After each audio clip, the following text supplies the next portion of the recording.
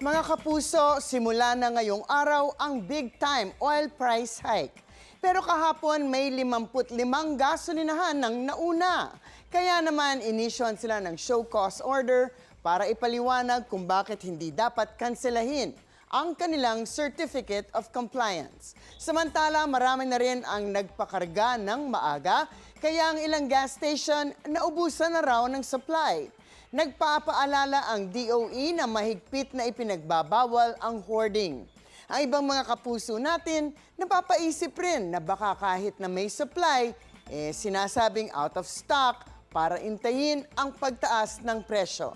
Ang usapin na yan, tatalakayin natin ngayon. Ask Me, Ask Attorney Gabby.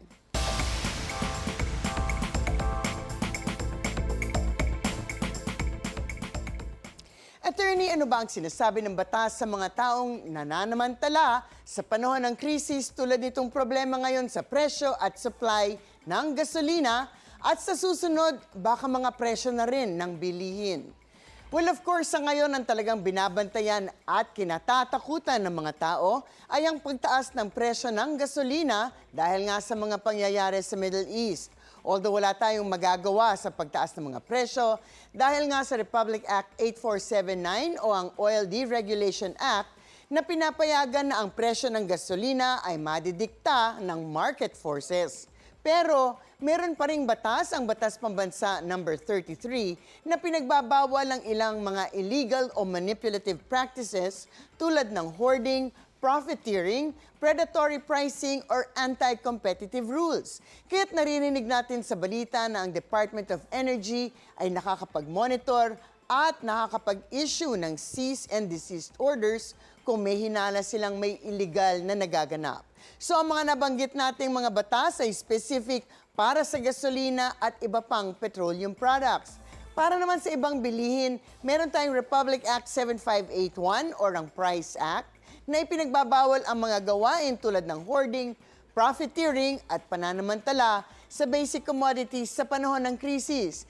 Take note na sa ilalim ng Price Act, hindi po kasama ang gasolina dito. Ang covered ay ang LPG at kerosene na considered as basic commodities. Ang LPG at ang kerosene daw kasi ay kailangan para sa pang-araw-araw para mabuhay ang mga tao, ginagamit para makapagluto at makakain. Ang gasolina, although napaka-importante para sa transportasyon ng mga tao, hindi naman daw considered essential for survival. Kaya malinaw sa panahon ng krisis, hindi pinapayagan ng batas ang pagsasamantala sa presyo at supply ng mga produktong kailangan ng publiko. Pero mukhang hindi natin mapipigilan nga ang pagtaas ng presyo ng gasolina at diesel. Kaya't sa ganitong panahon, kailangan tayong umakto ng angkop sa pangangailangan, conserve energy and gasoline. Ang mga usaping batas, bibigyan po nating linaw para sa kapayapaan ng pag-iisip. Huwag magdalawang isip. Ask Me, Ask Attorney Gabby.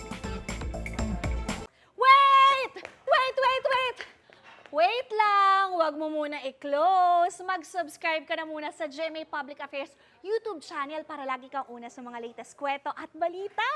I-follow mo na rin ang official social media pages ng Unang Hirit. Thank you! O sige na,